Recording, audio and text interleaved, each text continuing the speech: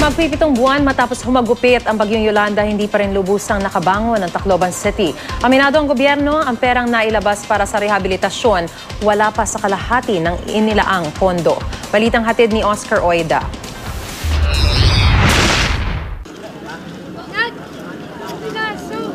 Ang barkong itong sinira at inanod ng malalakas na alon, isa lang sa mga iniwang bakas ng super bagyong Yolanda. Mahigit 6 na buwan matapos manalasa ang tinaguriang pinakamalakas na bagyo sa kasaysayan.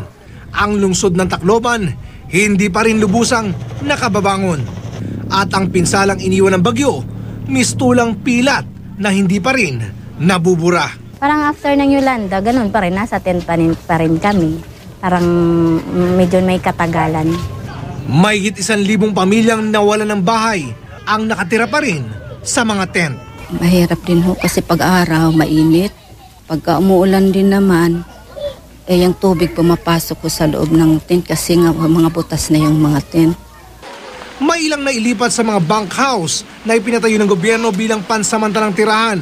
Pero maging ang mga bunkhouse, unti-unti na rin nasisira.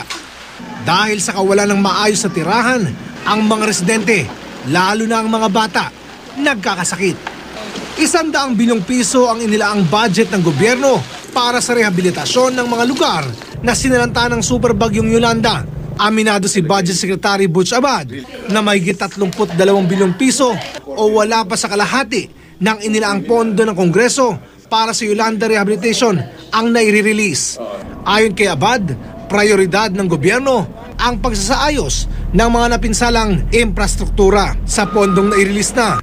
Kabilang mahigit 5 bilyong pisong napunta sa National Electrification Administration o NEA para sa pagbabalik ng kuryente. Mahigit 2 bilyon naman daw ang napunta sa National Housing Authority para sa pabahay.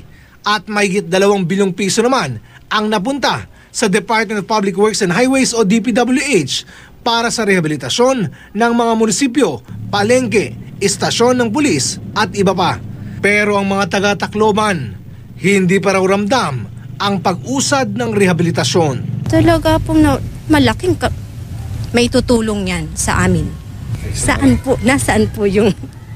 na po yung money na yan? Mahirap naman magreklamo because we're Taclobanons, we're not we are only asking a little help na matulungan lang kami.